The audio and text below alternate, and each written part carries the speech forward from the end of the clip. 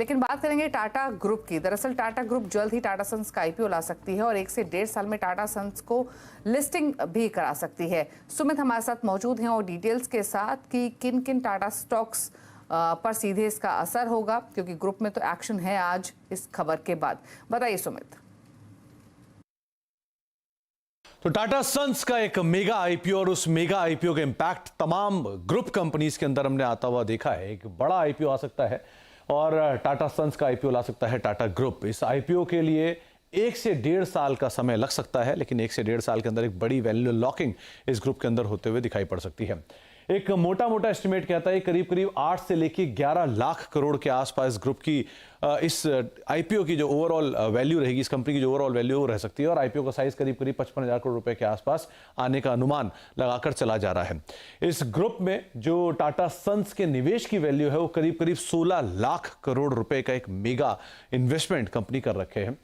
कुछ कंपनियां जिनकी क्रॉस होल्डिंग्स हैं उसमें Tata Motors, Tata chemical, Tata power और इंडियन होटल, ये 4 ऐसी कंपनियां हैं जिनकी क्रॉस होल्डिंग है टाटा सन्स के अंदर।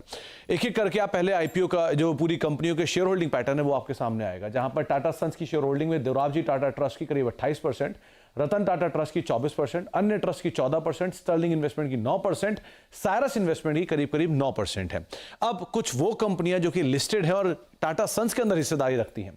टाटा मोटर्स करीब 3% के आसपास की हिस्सेदारी रखता है, टाटा केमिकल 3% की हिस्सेदारी रखता है, टाटा पावर 2%, इंडियन होटल 1% और अदर कंपनीज में करीब करीब 7% अदर में आते हैं जो कि हिस्सेदारी रखते हैं टाटा सन्स के अंदर। किस तरह का मेगा इंपैक्ट होगा और सबसे ज्यादा बेनिफिशियरी कौन होगा? पहला आता है टाटा केमिकल, जो कि सबसे बड़ा बेनिफिशियरी है। क्यों? 30,000 करोड़ रुपए के आसपास की मार्केट कैप है टाटा केमिकल की, और जो टाटा सन्स में हिस्सेदारी है इस कंपनी की उसकी वैल्यू करीब करीब 20,000 करोड़ रुपए के आसपास है। यानी कि इस मार्केट कैप का 66% हिस्सा बतौर इन्वेस्टमेंट टाटा केमिकल के पास है। टाटा पावर करीब 1.25 लाख करोड़ की मार्केट कैप है इस कंपनी की।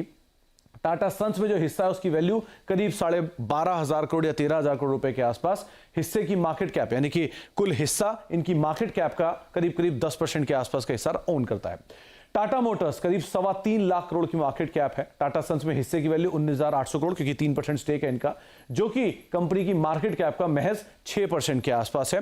और चौथा नाम है इंडियन होटल, जो कि करीब 82,000 करोड़ रुपए के आसपास की मार्केट कैप रखता है।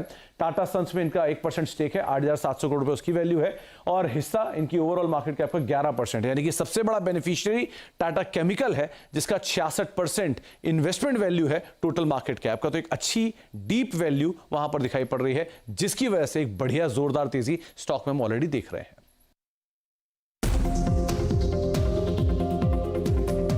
ये देखिए टाटा केमिकल्स, ये बहुत इंटरेस्टिंग चार्ट है और इसमें वो पूरा कन्वर्जेंस और कन्फ्लुएंस जो है ना वो सब यूज हो रहा है। ये देखिए 4 लाइनें एक साथ यहाँ पर इकट्ठी एक ही जगह पर आ रही हैं। कोविड के टाइम से जो ट्रेंड लाइन चली आ रही है वहां पर इसने सपोर्ट लिया और 20, 50 और 100 वीक मूविंग एवरेज क्रॉस करने की तैयारी हो रही है।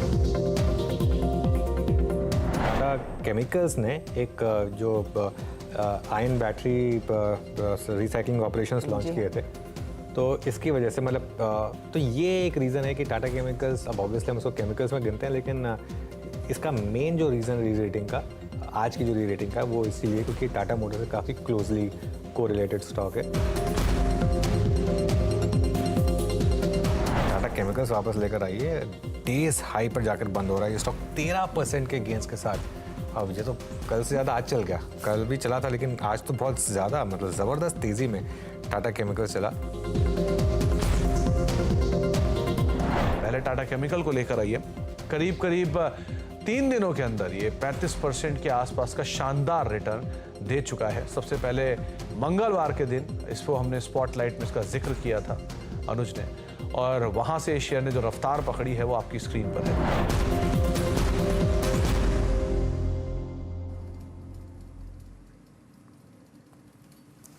तो ये आपने देखा किस तरीके का इम्पैक्ट टाटा ग्रुप के स्टॉक्स पर हो सकता है और क्यों ये स्टॉक्स इतना रिएक्ट कर रहे हैं। टाटा कंज्यूमर ऑलरेडी यहाँ पर रूपक राय दे चुके हैं, लेकिन टाटा केमिकल्स पर राय ले लेते हैं, जिनके पास शॉर्ट टर्म किसी का अगर व्यू हो तो वो क्या करे अभी। प्लस इस खबर के बाद जो रिएक्शन हम देख रहे हैं वो कितना सस्टेनेबल लग रहा है आगे के लिए, टेक्निकली क्या टारगेट्स वो देख रहे हैं टाटा केमिकल्स में, बताइए रूपक। हाँ जी, टाटा केमिकल में हम लोग देख रहे हैं कि ये जो रिसेंट रैली हुआ, ये राइजिंग वॉल्यूम हुआ, जितना रैली प्राइस में है उतना ही इंक्रीज हुआ वॉल्यूम में। तो स्ट्रॉन्ग वॉल्यूम है जो प्राइस जो रैली को सस्टेन करने में मदद करेगा। तो मेरे ख्याल से ये तो आराम से 1500 तक भी जा सकता है। तो अभी बाय ऑन डिप्स करना चाहिए। 1180 का स्टॉप लॉस रख सकते हो और 1500 का फर्स्ट टारगेट रहना चाहिए। सेकंड टारगेट ओपन रखना चाहिए मेरे ख्याल से। ट्रेलिंग स्टॉप लॉस के साथ जाना चाहिए। चलिए, टाटा केमिकल्स पर ये राय रही 1318 पर फिलहाल कारोबार करते हुए। रुक रहे इसके साथ एक ब्रेक के लिए। ब्रेक के उस पर कुछ और खबरें आपके लिए लेकर आएंगे। चलो वापस आते हैं।